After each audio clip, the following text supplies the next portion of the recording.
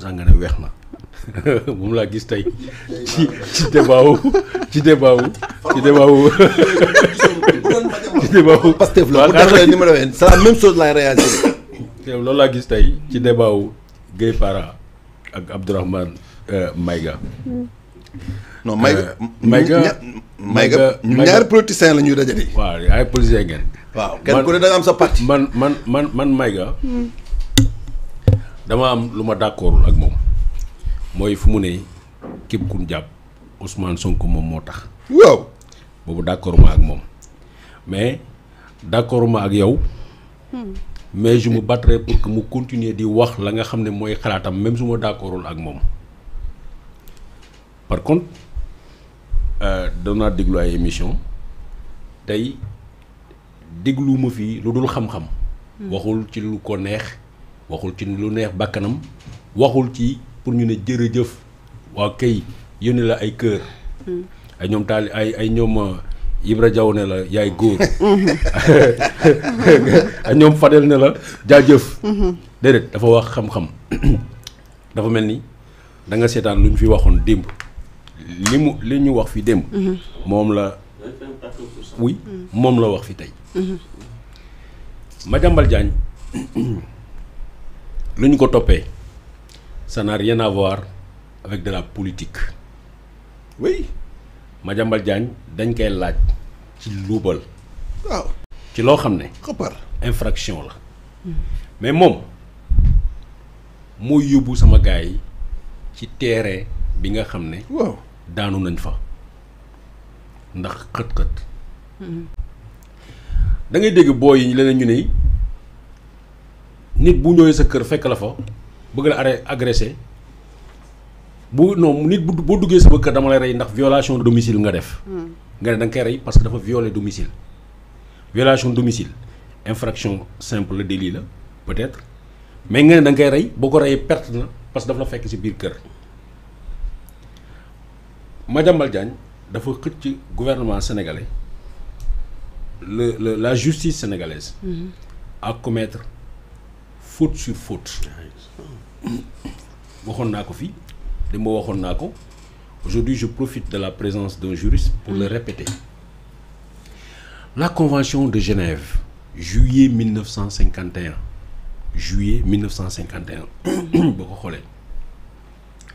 Dafa ne toute personne persécutée pour ses idées, pour son opinion ou pour sa religion dans son pays peut demander asile politique auprès du premier pays bu mu daw dem pays bu mu fekk boo fekkee ne tey gouvernement sénégalais dafa xëy mu ne supprimer na li nga xam ne mooy passeportu Madiambal te Madiambal mënul duggati fii. pays bu mu nekk a l'obligation de lui donner des papiers pays boobu moo koy jox extrait de naissance bu bees jox ko moom ak ay doomam yoo xam ne bu ànd ak njabootam yëpp lañ koy jox mais surtout bu fekkee ne am na njaboot boo xam ne ba keroog ñu am 18 ans bu la neexee ñu dem dañ leen di jox ay kayit c'est la convention de Genève ça s'applique.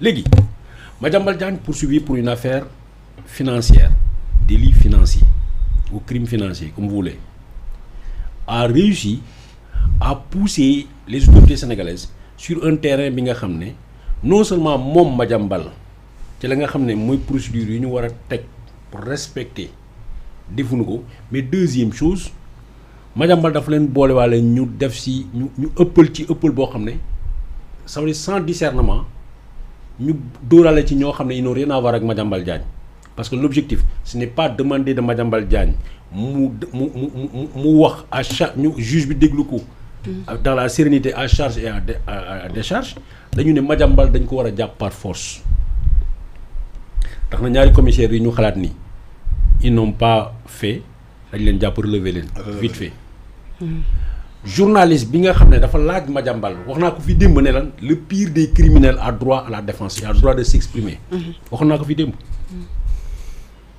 waxuñu doo ko fi waxee mais ki la talal micro dañ koy jàpp c'est ce qui s'est passé alors on me parle aussi de fugitif si j'ai bien compris le mot mooy ku ñu jàpp dugal ko ci kaso bi tëj ko ba pare mu génn daw mooy kooku évasion la benn la rek bu évasion mooy mu tëb génn prison dem évadé bu dawee dem mënuñu ko teg loxo mooy fugitif jusqu'à preuve du contraire Madiambal n'a pas été jugé. N'a pas été condamné damay rectifier waat tuuti da nga wax Ahmed Ndoye mun ko tàqalee bracelet nga dañ ko jugé déedéet jugé wuñu ko le juge d'instruction au premier entretien moom moo ko décidé da koy tàqal premier audience bi mu ñëw ci cabinet juge d'instruction juge bi moom kenn moo fa nekk. greffier mooy nekk ci wetam mu déglu la noo tudd mu vérifier sa kii mu ne léegi lii lañ lay toppee. léegi mu xool moom bu ko neexee mu ne mandat de dépôt les décerner bu ko neexee mu ne parce que tu as des garanties de représentativité ak yooyu dama lay takkal bracelet comme ça doo génn naa la convoquer chaque semaine ou chaque vendredi wala mu ne la chaque mois nga ñëw nga signer pour wane ne le temps ñuy organiser voilà le contrôle judiciaire le temps ngay ñëw ñu préparer déglu la dans le fond avant ñu préparer pour ce jugement. D'ailleurs gis naa ni suñu confrère journaliste bi Sora nu tudd encore. Dakar 21 kii Diop Soya ak Diagne dañ ko war a entendre dans le fond bientôt. Ça se passe comme ça. démb bi ngeen ma laajee ndax Madiambal le 25 juge bi dina ko delloo aussi dama la ne gëmuma dans ces conditions là. ñu daal di jël Madiambal Diagne jëbbal ko Sénégal man Madiambal lu sama xarit. Madiambal dama nekk jeune journaliste en 2008 ma bind livre ci affaire u Sénélec. ma am ay documents yu ultra confidentiels mais man en tant que journaliste d'investigation soo ma joxee rapport damay woo ki nga xam ne moom lañ ci tudd ma confronté ko mu wax ma lan la xalaat ci loolu entendre naa ñoom ñëpp ay Samuel Sarr ak Samuel Sarr boobu man tu t'imagines boobu jeune la woon quoi maa ngi woon am ay 20 et quelques années mu ñëw dugal ma ci 4-4 am mu wërloo ma Dakar gondi ma di ma won tànkam ne ma bal lañ ko dóoroon fii wan ma mu booy gëree la booy town la affaire yooyu xam nga terewul ma def sama enquête ma bind suma livre ma jël livre bi yóbbul ko Madiambal Diagne parce que ñun on a tous été fascinés par Madiambal Diagne bi ñu génne woon prison tëkku Abdoulaye Wade jàpp ko dugal ko ci kaso bi mu génn ñii di marché libéré Madiambal Diagne donc j'étais fasciné par ça jeune journaliste je voulais être comme Madiambal ma dem fekk ko bureau bind suma livre ne ko dama bëgg nga defal ma préface livre bi mais deuxièmement dama bëgg nga imprimer ma ko parce qu'il avait une imprimerie xam nga lu mu def dafa jël suma livre yóbbu ko gouvernement Abdoulaye Wade mu jaay leen ko wax naa ko fii plusieurs fois. ñu woo ma ñu ne ma léegi da ngay bàyyi affaire livre bi ak yooyu loolu moo taxoon ma génn Sénégal 2008 parce que Samuel Sarr avait dit qu'il a une batterie d'avocats mu ngi xaar sama livre bi génn. j'ai fait une conférence de presse au Just for You li Sénégal di bëri journaliste 4 journalistes ñoo ma ñëw wuy si ma loué saal 4 journalistes yi nga ma wuy si benn journal kase mooy Walf Grand Place moo génne suma déclaration boobu keneen defu ko parce que Samuel avait contrôlé tout le monde. donc waa jooju du exemple pour man.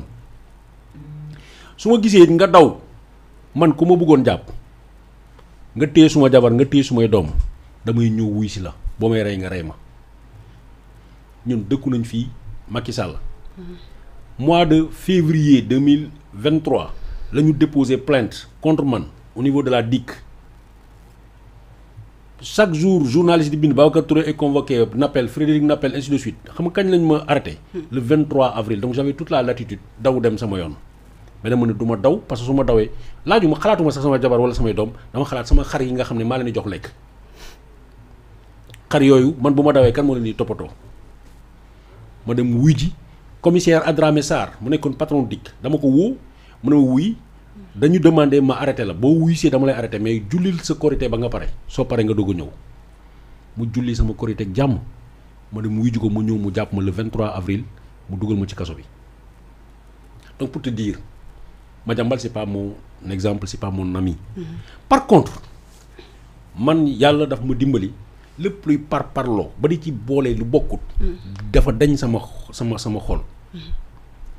on a commis dafa mel ni ab mouche ab weñ dugg sa biir kër di la emmerder wala nga dem uti pompe yoo tox yooyu maa ngi def publicité nga pompé ko mu dee. nga dem nga wuti ay fital balu pital ngay tiire weñ bi amul benn ànd ak sago. léegi nag ñàkk sago boobu nga xam ne sama gars yi def nañ ko yónnee ay gendarme escouade dem jëli Maïmouna Ndour Faye dem jëli Babacar Fall mënute ko mel ni ku jëli le plus grand des criminels tout ça va jouer en leur défaveur parce que la justice française n'est pas sous la coupe de Emmanuel Macron. Encore que Emmanuel Macron, Bassirou Diomaye Faye du xaritam, Ousmane Sonko du xaritam. Deuxième chose, c'est l'un des amis de Macron, mooy Olivier Picard, moom moo nekk dans le même dossier que Madiambal Diagne. Et je rappelle encore li muy wax le réquisitoire introductif du procureur Serigne Saliou Gueye Serigne Saliou Diagne bokku ci. Par contre il y a 4 Français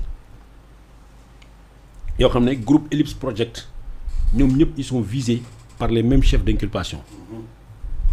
Madiambal Diagne doomam Mohamed ñoom 7 lañu 7 Madiambal Diagne doomam Mohamed jabaram Mabintou Diagne Olivier Cluzet Olivier Picard ñeneen ñaar ñi dama fàtte seen tour mais ñii la Serigne Saliou bokku ci.